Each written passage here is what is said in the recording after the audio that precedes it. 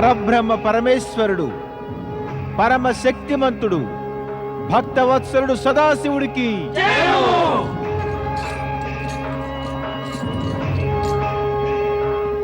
కానీ పరమపిత నారద, సృష్టిలో ఇంకా ఎంతో ఔన్నత్యపు నిర్మాణం జరగనుంది. అవును నారద, లోక కళ్యాణం మరింతగా జరిగేందుకు దేవాదిదేవుడు ఒక గొప్ప విశాల స్వరూపం ధరించారు. జగతిలో సాత్వికత పట్ల ఆకర్షణ ఉత్పన్నం చేయడానికి, ఇంకా ఈ ప్రకృతిని విశాలం చేసే నిమిత్తమే స్వయంగా శివుడే విశాల రూపుడయ్యాడు. పరమశక్తి స్వయంగా విశాలమై గొప్పగా మరింత విస్తృతం అయితే ఔన్నత్యం అనేది విశాలమవడం జరుగుతుంది. కానీ ఆశ్చర్యపడవలసిన అవసరమేమీ లేదు. లోక కళ్యాణం, సాత్వికత, ఒక విశాల సత్యం ప్రసారమయ్యేందుకే ఈ విశాల రూపమనే సంకేతాన్ని మీరందరూ ఈ విధంగా పొందగలిగారు. మీకందరికీ బాగా తెలిసినదే కదా, ఈ సృష్టి చక్కగా నడవాలి అంటే మాత్రం మనమందరము అప్పుడప్పుడు విభిన్న రకాల లీలలు చేయవలసి వస్తుంది. ఈ స్వరూపం కూడా అటువంటి లీలలోని ఒక భాగమే.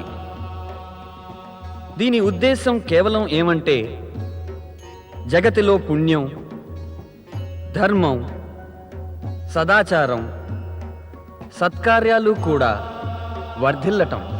భక్తవత్సల, ఏదైనా భవిష్యత్తులో కొన్ని దుర్ఘటనలు సంభవించి అవి ఈ జగత్తులో చింత మరియు విపత్తుకు కారణాలవుతాయా?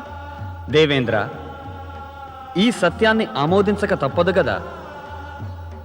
తామసికత్వం ఉత్తరోత్తరా పెరిగిపోవడం వల్ల జగతిలో దేవతలు, మానవులు ఇరువురూ కూడా వెతలపాలైపోతున్నారు. రాక్షస శక్తులు కూడా విస్తృతం కావడానికి ఎంతో ప్రయత్నిస్తున్నాయి. ఈ పరిస్థితిలో రాక్షస శక్తులు ఏమాత్రం మితిమీరిపోకుండా, తమ శక్తిని కూడా దురుపయోగం కావించకుండా ఆపవలసింది. ఎప్పుడైతే తామసిక శక్తులు దేవతలకో లేక మానవులకో కష్టాలను, హానిని కలిగింప ప్రయత్నం చేస్తాయో అప్పుడు నా ఈ స్వరూపం వారిని నాశనం చేసేస్తుంది. కైలాసపతి పరమశక్తివంతుడు పరమ శివశంకరునికి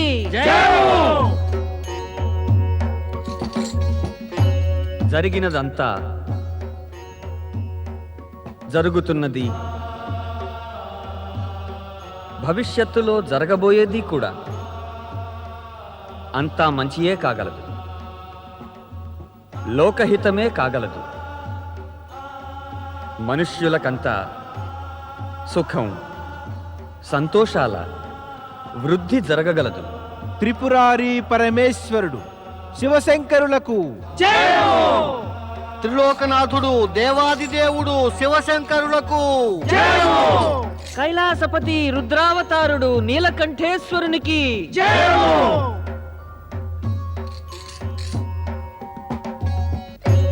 యావత్ ప్రపంచానికి శుభం కలగాలని అనాది అనంతుడు అజర అమరుడైన సదాశివుడు తన విశ్వరూప దర్శనమిచ్చి బ్రహ్మ, విష్ణువు, లక్ష్మి, సరస్వతి, గణేశ పార్వతులను, దేవతలందరినీ, దేవర్షి నారదుడి కుతూహలాన్ని శాంతింపచేశాడు.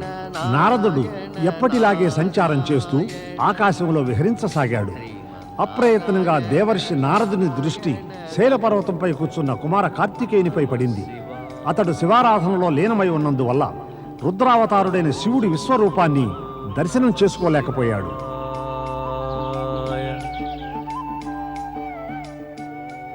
కుమార కార్తికేయుడా, ధన్యులే తమరు కుమార కార్తికేయ, ధన్యులే. ఆ పరమేశ్వరుని కృప వల్ల నేడు నాకు తమ దర్శన భాగ్యం కలిగింది. ఆయన చెప్పిందల్లా నేను తమను కలుసుకోకూడదని, కానీ ఆయన అభిప్రాయం నాకు తమరి దర్శనం కలగకూడదని మాత్రం కానే కాదు. ఆయన కోరినదేమంటే నేను తమరి మనస్సులో మాతాపితలను కలుసుకోవాలనే కోరిక కలిగించాలనే. మరి ఈ కార్యం తమరి సముఖానికి రాకుండా ఎలా జరుగుతుంది కుమారా? నారాయణ నారాయణ. ఓం నమః శివాయ. ఓం నమః శివాయ.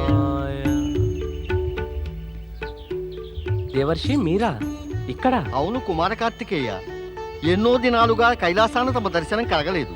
తమరిని దర్శించే కోరికతో ఇక్కడికి వచ్చేశా. నన్ను దర్శించాలనే కోరిక ఏమిటి మీరంటున్నది దేవర్షి? నేను స్వయంగా మా తండ్రి పరమేశుని, మా తల్లి పార్వతిని దర్శించగోరుతున్నాను. కానీ ఏం చేయను, వివసుణ్ణి. అక్కడంతా కుశలమే కదా? నారాయణ నారాయణ. సంపూర్ణ జగత్ కళ్యాణాన్ని సర్వ సౌభాగ్యాలు చేకూర్చే పరమేశ్వరుడు ఉండే చోట అంతటా సర్వ సౌభాగ్యమే కదా కుమార కార్తికేయ. కానీ నాకు ఒక విషయం అర్థం కావటం లేదు. కాస్త తమరు వివరిస్తారా? దేవర్షులకే అర్థం కాకపోతే నేను ఏ విధంగా వివరించగలను? తప్పక వివరించగలరు కుమార కార్తికేయ, తప్పక వివరించగలరు. ఎందుకంటే ఈ ప్రశ్న తమరికి సంబంధించిన విషయాలతోనూ ముడిపడి ఉంది. అది ఎలాంటి ప్రశ్న దేవర్షి? అదే తమరు కైలాసాన్ని వదిలిపెట్టి ఇక్కడికెందుకు విచ్చేశారని. అదెందుకో ఇంతకు ముందే స్పష్టంగా చెప్పానుగా దేవర్షి. బహుశా తమరు మర్చిపోయారేమో. ముల్లోకాల సమస్యల భారమంతా నా తలపైనే మోస్తూ ఉంటాను కుమార కార్తికేయ. బహుశా మరిచిపోయానేమో. దయచేసి తమరు మళ్ళీ చెప్పండి. దేవర్షి, నేను శైలపర్వతపు అడవిలో నివసించే ఆటవికులకు, ఆదివాసులకు భక్తిని, జ్ఞానాన్ని ప్రసాదించ నిశ్చయించుకున్నాను. అగస్త్యముని ప్రేరణతో ఇప్పుడు నేను ఇదే స్థలంలో నా కర్తవ్యము, బాధ్యతలకు బంధితుడనయ్యాను. తమరి సంకల్పము, బాధ్యత, తమ కర్తవ్యము పూర్తయ్యాక మళ్ళీ కైలాసం వచ్చేస్తారుగా కుమార కార్తికేయ? లేదు దేవర్షి, ఇక అది అసంభవం. ఏం కుమార కార్తికేయ, ఇందులో అసంభవమేముంది? దేవర్షి, ఇక్కడి ఆదివాసులు నాపై ఎంత ప్రేమ, గౌరవము చూపారంటే కావాలన్నా కూడా నేను వారికి ఎన్నడూ దూరం కాలేను. కుమారా, తమరు తమ తల్లిదండ్రుల గురించి ఏమనుకుంటున్నారు? వారు ఎక్కువ కాలం తమ నుండి దూరమై సంతోషంగా ఉండగలరా? నేననుకుంటే ఏమవుతుంది దేవర్షి? జరిగేది ఆ పరమేశ్వరుడు అనుకున్నట్టే జరుగుతుంది. అయితే ఇక వారు అనుకోవాలి పుత్రుణ్ణి కలుసుకోవడానికి ఇక్కడకు రావాలని. ఏ భక్తుల పిలుపుకు వారు పరిగెత్తుకు వస్తారు. భక్తుడుగా పుత్రుడుగా నావి 2 రూపాలు కదా. మరి నాకు దర్శనమివ్వటానికి రారా? అసుతోషుడంటారు ఆయనను.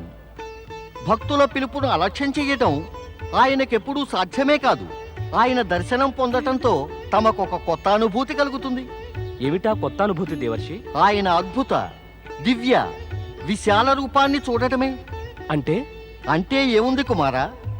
తమరు లోక కళ్యాణము, లోకసేవ, ఇంత శివభక్తిలో మునిగిపోయి ఎంత గొప్ప, ఎంత విశాల రూపాన్ని ధరించారు. అలాంటప్పుడు ఆ తండ్రి తన తనయుడికి తీసిపోతారా? ఆయన పేరే పరమశివుడు కదా.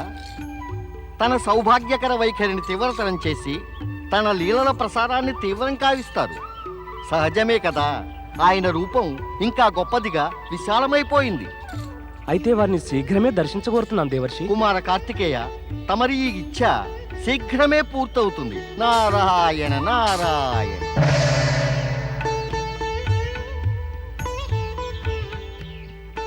ఓం నమః శివాయ. స్వామి, నారదుడు ఇప్పటిదాకా తిరిగి రాలేదే? అవును దేవి, సమాచారం సంపాదించి అందించడంలో అతి ప్రవీణుడైన నారదుడు నిశ్చయంగా ఈ పాటికి కార్తికేయుని వద్దకు చేరుకుని ఉంటాడు. ఈ పాటికి కేవలం అక్కడికి చేరే ఉంటాడా? నా ఉద్దేశంలో ఆయన ఇక్కడికి చేరుతూ ఉంటాడని. పూర్తి విషయమంతా వినుదేవి. నారదుడికి ఈ పాటికి తెలిసిపోయే ఉంటుంది కార్తికేయుడు మనల్ని చేరడానికి తపిస్తున్నాడని. మనం తప్పించడం లేదా కార్తికేయుణ్ణి చూడటానికి? అయితే మరి మనమే వెళదాం కార్తికేయుని వద్దకు. మరి నారదుడు సందేశం తీసుకొస్తున్నాడు కదా? సందేశం మనకు అందిపోయిందిలే దేవి. మనం ఏమిటి నారదుడి సందేశం అందితే గాని కదలమా? ఏం అతడిక్కడికి వచ్చేలోపే మరి మనం తప్పక బయలుదేరవలసి ఉంటుంది. అదే తమరి ఉద్దేశం అయితే మరి పదండి ప్రభు. నా మటుకు నేను కార్తికేయుణ్ణి చూడాలని ఉవ్విళ్ళవుతున్నాను. పదండి ప్రభు.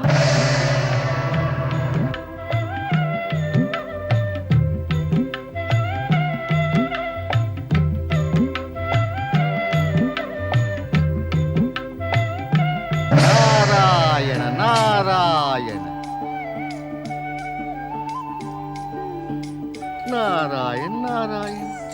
దేవర్షి ప్రణామం. దేవర్షి, పరమశివ శంకరుడు పార్వతీమాత ఎక్కడికో అదృశ్యులైపోయారు. తమరికి ఏమైనా తెలుసా?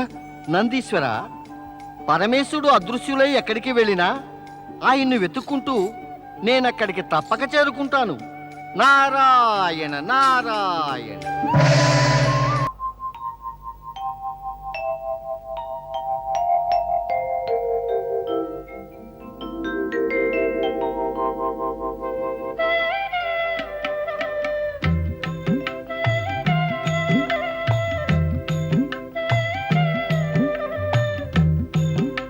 దేవి, మనం నందికి ఇతర శివగణాలకు చెప్పకుండానే కైలాసం నుండి వచ్చేశాం. వారికి చెప్పి రావడమే ఉచితం అనిపిస్తోంది నాకు. చెప్పకపోతే నేను స్వామి, వారందరికీ తమరి వియోగము అలవాటే. అందుచేత వారు అర్థం చేసుకోగలరు తమరు ఏదో విశేష కార్యం మీదనే వెళ్ళుంటారని. పైగా నారదుడున్నాడు కదా, ఆయన వారికి పరిస్థితిని స్పష్టంగా వివరించగలడు. మాత, పరమేశ్వరుని ఆజ్ఞ లేకుంటే నేనేమీ స్పష్టంగా వివరించలేను. నారదా, వచ్చేసావా? నారదా, మాకు తెలుసు నీవు తప్పక మా వెంట వస్తావని. మరి పెద్దల వెంట ఉండటమే కదా చిన్నవారికి మంచిది, లాభకరము కూడా. పరమేశ, ఈ సమాచారం తమకు అందించాలి కదా. అందించకపోతే తమరు నన్ను కర్తవ్య విముఖుడంటారు. నారాయణ నారాయణ. ఏమిటా సమాచారం నారదా? సమాచారం పరమేశ్వరునికి అందనే అందింది మాత. ఆయన దాన్ని అనుసరించి వ్యవహరించారు. తమకింక చెప్పడంలో అర్థం ఏముండదు మాత. నారదుని శబ్దజాలంలో పడవద్దు దేవి. నిజం చెప్పాలంటే నారదుడు మనతో పాటుగా కార్తికేయుణ్ణి కలుసుకోగోరుతున్నాడు. అందుకే ఇక్కడ మనల్ని కలిశాడు. కానీ నారద, నీవొకసారి కార్తికేయుణ్ణి కలుసుకున్నావు కదా, మరి మాతో పాటు మళ్ళీ ఎందుకు వస్తున్నావు? నిజం చెప్పాలంటే పరమేశ, ఎవరినైనా ఒంటరిగా కలుసుకుంటే కలిగే ప్రభావము వారి తల్లిదండ్రులతో పాటు కలుసుకున్నప్పటి ప్రభావము ఒకటి కావు. అలాగా, నీవు కార్తికేయునిపై నీ ప్రభావం చూపటానికి మాతో పాటు వస్తున్నావా? లేదు పరమేశ, ఎన్నటికీ కాదు. మూల సత్యం ఏమిటంటే, నేను ఇలా తల్లిదండ్రులు పుత్రుడు కలుసుకోవడం నా కళ్ళారా చూద్దామని అనుకుంటున్నాను. ఎన్నో దినాలుగా నా మరో కోరిక ఏమిటంటే, తమరిద్దరితో పాటు కైలాసం నుంచి బయట ఉండి కొంత సమయం గడపాలని. జాగ్రత్త నారద, అవకాశవాదివవుతున్నావు నువ్వు. జగతిలోని గృహస్థులందరికీ అవకాశవాదం దోషమేమో భక్తవత్సల. నేను ఒక బాలబ్రహ్మచారిని కదా, నాకెందుకు భయం? తమ వెంట రమ్మంటారా? ఏం పార్వతీదేవి, పుత్రుడు తల్లిదండ్రులు కలుసుకునే ఈ సమయంలో నారదుడు రావడం నీకు మరి బాగుంటుందా? స్వామి, నారదుడు కార్తికేయుడు జన్మించక ముందు నుంచి తమకు ప్రియపుత్ర సమానుడు. అందుచేత అతన్ని వెంట తీసుకువెళ్ళాలా వద్దా అనే నిర్ణయం ఏదో తమరే తీసుకోవాల్సి ఉంటుంది, నేను కాదు. చూసావా నారద, పార్వతీదేవి కూడా నీ లీలల వల్ల ప్రభావితురాలైంది. మాకు తెలుసును నీవు నీ మాట తప్పక చెల్లించుకు తీరతావని. పద, ముందుకు నడు. స్వామికి మహాముని అగస్త్యులకి కుమారస్వామికి మహాముని అగస్త్యులకి కుమారస్వామికి మహాముని అగస్త్యులకి కుమారస్వామికి. అయ్యా మునివర్య, తమరే మా కుమారస్వామిని కైలాసం నుండి తెచ్చుండారు. తమరి దయ లేకపోతే మాకెట్టా కుమారస్వామి దర్శనం కలిగి ఉండేదే. అయ్యా మునివర్య, మా ఓడు కుమార సుబ్రహ్మణ్య స్వామి ఆడకెళ్ళాడండి. వస్తారు, శీఘ్రమే వస్తారు. మీకందరికీ తెలుసు, ఆయన 15 దినాలు ఏకాంత తపస్సుకే వెళతారు. ప్రతి అమావాస్యకు అలాగే పౌర్ణమికి దర్శనమివ్వడానికి వస్తారు. నేడు పౌర్ణమే, దర్శనమివ్వడానికి ఎలాగూ వస్తారు. షణ్ముఖ కార్తికేయునికి, షణ్ముఖ కార్తికేయునికి, షణ్ముఖ కార్తికేయునికి. నేను రావడం కాస్త ఆలస్యమైంది. మీరంతా నాకై వేచి ఉండవలసి వచ్చింది. అందుకు చింతిస్తున్నాను. కానీ నాకెందుకు సంతోషంగా ఉందంటే, నేను ఆశ్రమంలో 15 దినాలు లేకున్నా ఆ సమయంలో మీరంతా ధర్మము భక్తి మార్గాలను ఎంతో నిష్ఠగా నిర్వర్తించారు. ఇది మా గొప్ప కాదు స్వామి, తమరిదేనండి. ఎందుకంటే తమరి దయ లేకపోతే ఇదంతా ఎలా జరిగేది? కుమారస్వామి, తమరు మా అందరి మనసుల్లో ధర్మాన్ని భక్తిని ఎంతగా రగిలించారంటే అవి లేని బతుకు ఎందుకు అనిపిస్తోంది? కుమారస్వామి, ఇదంతా కూడా తమరి సెలవే గందా, మరి తమరి సెలవే ఇది కుమారస్వామి. పరమేశ్వరికి పార్వతీమాతకు పరమేశ్వరికి పార్వతీమాతకు పరమేశ్వరికి పార్వతీమాతకు. ఓ కుమార సుబ్రహ్మణ్య స్వామి, తమరు మా గొప్ప తల్లిదండ్రులకే మా గొప్ప సంతానం అండి.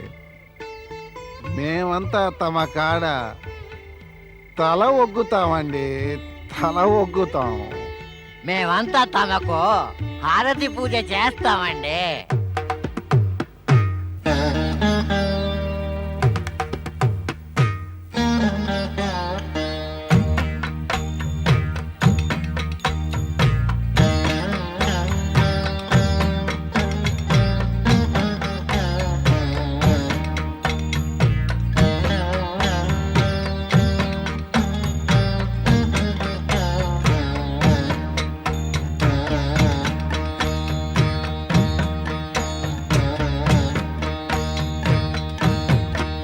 జయమే కలుగును కార్తికేయ నీకు జయ జయము. జయమే కలుగును కార్తికేయ నీకు జయ జయము. ఇలా శుభముగాంచును కార్తికేయ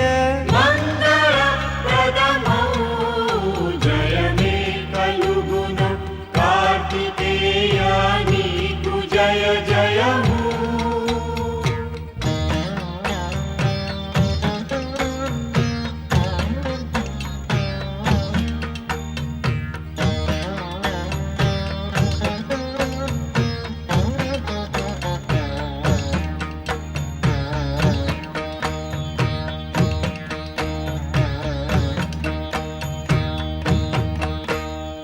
శక్తి నిండిన నేత్రపుంజము, శక్తి నిండిన నేత్రపుంజము, ముక్తి కోరును ఈ ప్రపంచము. పరమతత్వము పరబ్రహ్మము, బాలకుడవై సుఖము నొసగుము. శీలమంతా రూపు దాల్చిన నీకు జయ జయము.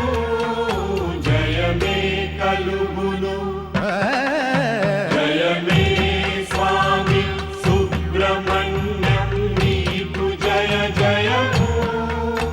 ఇలా శుభముగాంచును కార్తికేయ మంగళప్రదము. జయమే జగాన కుమార స్వామి నీకు జయ జయము.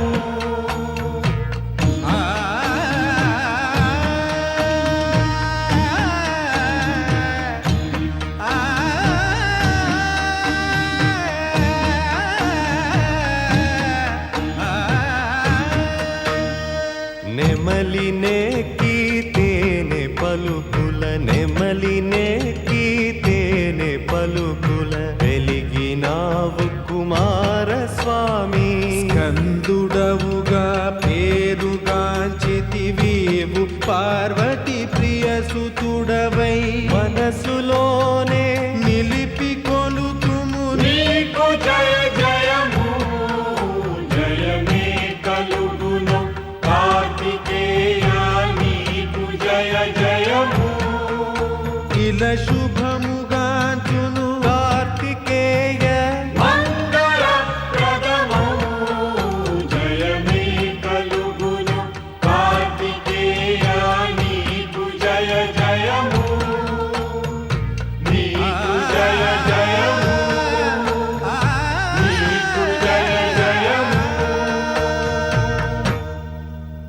షణ్ముఖ కార్తికేయునికి షణ్ముఖ కార్తికేయునికి షణ్ముఖ కార్తికేయునికి పరమేశ్వరికి పార్వతీమాతకు భక్తవత్సలుడు కుమార సుబ్రహ్మణ్య స్వామికి ప్రభు వింటున్నారా తమరు మీ పుత్రునికై జయ జయధ్వానాలు?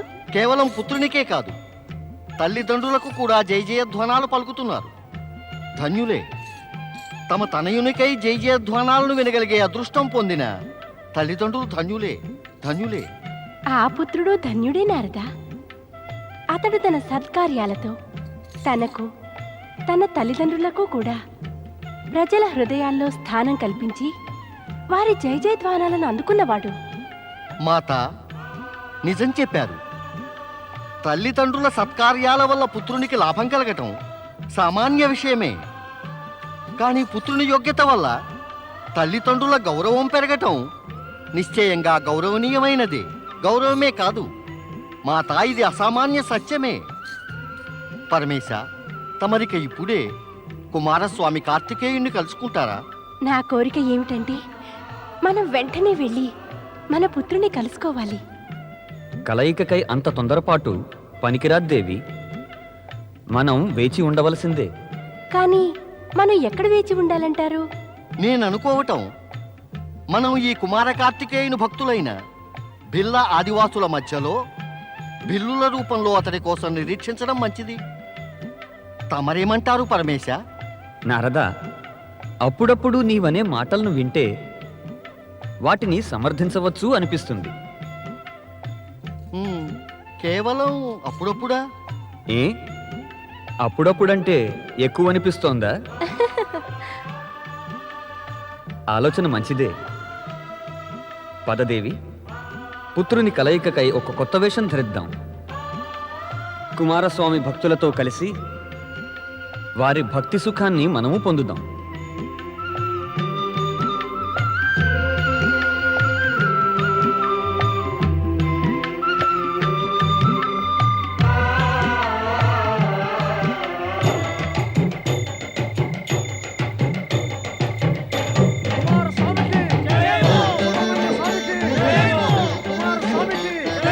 సుబ్రహ్మణ్య స్వామికి కుమార స్వామికి సుబ్రహ్మణ్య స్వామికి.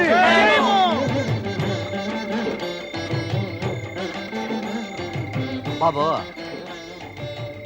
మేము దూర గ్రామం నుంచే కుమారస్వామి దర్శనానికి వచ్చాం. దయించి మాకు కాస్త చెప్పండి, ఆయన దర్శనం మాకు ఎట్లాగా అవుద్ది? నాకైతే తెలీదండి. అయ్యో, ఏల మించిపోయిందయ్యా. మించిపోయిందా? ఎందుకంటే నువ్వు ఆలస్యంగా వచ్చావా. అయితే మరి ఆ కుమారస్వామి దర్శనం అవదంటారా? అవుద్ది అవుద్ది, కానీ కాసు కూసవాలా. ఆయన పున్నమికి అమావాస్యకి దర్శనమిస్తారు. నేడిప్పుడు ఇందాకనే దర్శనమిచ్చి వెళ్ళారు. ఇప్పుడిప్పుడే ఇక వచ్చే అమావాస్య దాకా ఏచి ఉండాల్సిందే. నేనైతే చెప్పాను కదా త్వర త్వరగా పదమని, కానీ నా మాట ఎవరైనా ఇంటే కదా. ఓయ్ స్వామి, నేను చెప్పలేదా తొందరగా కానీమని చెప్పలేదా? మీ ఇద్దరూ చెప్పుంటే నేనేమన్నా తపస్సులో కూకున్నానా? ఏ సరే సరే, ఇప్పుడు తగులాటం ఎందుకో. పోయిన అవకాశం ఎంత తగులాడినా ఇంకా తిరిగి రాదా. సరే, ఇది చెప్పండి, మరి మీరు ఏ ఊరు నుండి వచ్చారా? అదే ఊరు నుంచే. అదే ఆ పక్కనున్న ఊరు నుంచి. అదే మా అయ్య ఊరు నుంచి. సమగరపురం నుంచే. ముగ్గురం సమగరపురం నుంచి వచ్చాం. కుమారస్వామి భక్తులం ముగ్గురం. అట్టగట్టగా. మీ పేరేందే? నా పేరా? నా పేరు అర్జునుడు. నాదేమో మల్లిక. తుంబరుడు. నా పేరు తుంబరుడు. తెలిసిందిగా పేరు. మేమేం చేయాలా? ఇంటికి వెళ్ళిపోవాలా? వద్దొద్దొద్దు, అట్టా కనుకోమాకండే. ఇక్కడ కుమారస్వామి దర్శనానికి కనుక వచ్చినారు గందా. దర్శనం కాకుండా తిరిగి వెళ్ళరాదు సుమా. తిరిగి వెళ్ళక ఏం చెయ్యాలి? ఏడకెళ్ళాలి? వచ్చే అమావాస్య దాకా మా ముగ్గురిని ఏడుండమంటావు? నా ఇంటికాడు ఉండండి. మీరు ఈ పల్లెకే కదా, నాకు కూడా అతిథులే. రండి, మా ఇంటికి వెళ్దాం. మీ ఇంటికా? మేము తెలియనోళ్ళం. అయ్యయ్యో, ఇంకా తెలియని వాళ్ళేంటే? నేను కుమారస్వామి భక్తుణ్ణి, మీరు ఆయన దర్శనానికి వచ్చిన వాళ్ళు కదా, మనమంతా ఒకటే. అవును, ఆ కుమారస్వామియే అందరి మనసుల్లో ఒకటేననే ఆలోచనని కలిగించాడు. అర్జునుడా అర్జునుడా అర్జునుడా అర్జునుడా, రాజుది గురువుది ఒకటే ధర్మం, అందరి మనసుల్లో ఒకటేననే తలంపు రాగిలించడం. అయ్యయ్యా, మీ అర్థమైంది. ముగ్గురి మనసుల్లోన కుమారస్వామి దయ వల్ల అలాంటి తలపే కలిగింది. పదండి మా ఇంటికి. రండి రండి. రండి రండి మా ఇంటికి. అమ్మాయి పళని, వీళ్ళంతా మనకి అతిథులు. కుమారస్వామి దర్శనానికని వచ్చారు, కానీ జాగు చేశారు.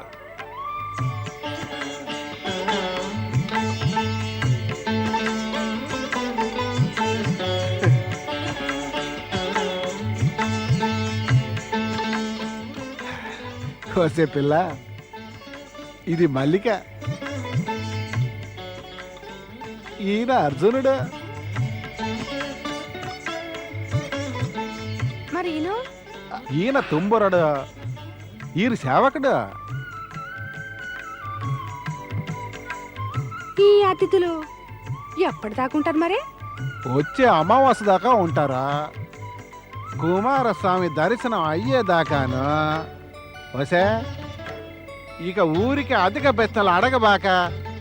వీరికి అన్నం నీళ్లు ఉండటానికి అంతా నువ్వే చూడాలి. సరేనయ్యా, నేను ఇక్కడ ఉండేదాకా చూసుకుంటా. రాబోయే సోమవారానికి పళనికి మనువు అవుద్ది. మీరందరూ కూడా పెళ్ళికి రావాల్సిందే మరి. అలాగే తరాసయ్య, తప్పకుండా వస్తాం.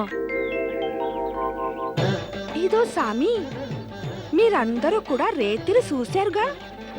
తరాసు కూతురు పళ్ళని తుంబురును చూసి ఎలా మనసు పడిందో. అయితే అయితే ఏంటి సామి, మనం తరాసుకి అతిథులం గందా. ఆయన మనందరినీ చక్కగా చూస్తున్నాడు గందా. మనం అందరం కూడా ఆయనకు మంచి చెయ్యాలి కదా. అయితే నువ్వే చెప్పు మరి, మనం ఆయన చేసిన దానికి ఎట్లా మంచి చెయ్యాలో. నాకేమనిపిస్తాందంటే, పళ్ళనికి మనువు తుంబురుడితో. అర్జునుడా వద్దు, మనువు వద్దు. అర్జునుడా, తమరు మల్లికకు చెప్పండి అలా ఏమి మాట్లాడొద్దని. నేను బాల బ్రహ్మచారిని కదా. జరుగుతున్నదంతా నీ మూలంగానే జరుగుతోంది తుంబురు. నా మూలంగానా? ఆ, ఇక్కడికి వద్దామనే తలపు నువ్వే కదా రేపు పెట్టావు. మాతో పాటు ఇక్కడికి వద్దామనేది కూడా నీ కోరికే. ఆదివాసిని అవుదామనే కోరిక కూడా నీదే కదా. ఒకసారి ఆదివాసి అయినాక 6 నీతి నియమాల్ని పాటించాలి కదా తుంబురు.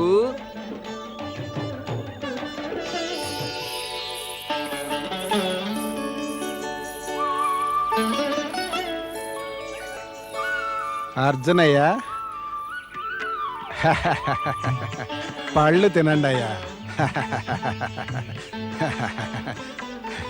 అర్జునయ్య, నాకో మాట చెప్పాలనుంది. చెప్పు మరి. కాసింత సిగ్గెత్తంది. అయ్యో, సిగ్గెందుకయ్యా, చెప్పు మరి. తవరు చూస్తున్నారు, నాను చూస్తున్నాను. తవరికి ఎరికే, నాకు ఎరికే. ఏంటి? అదే, మా అమ్మాయి పళని తవరి సేవకుడు తుంబురుడంటే మనసు పడిందయ్యా.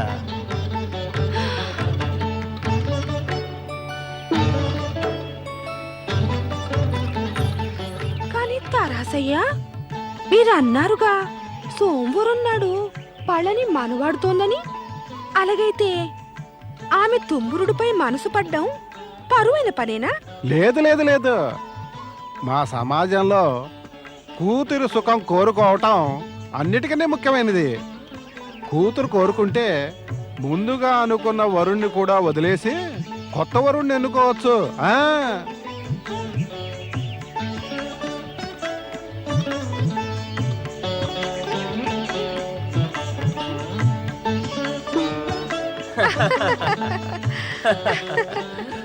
ఓ తరాసయ్య, మేం తుంబురుణ్ణి పళనితో మనువాడ్డానికి ఒప్పించగలం.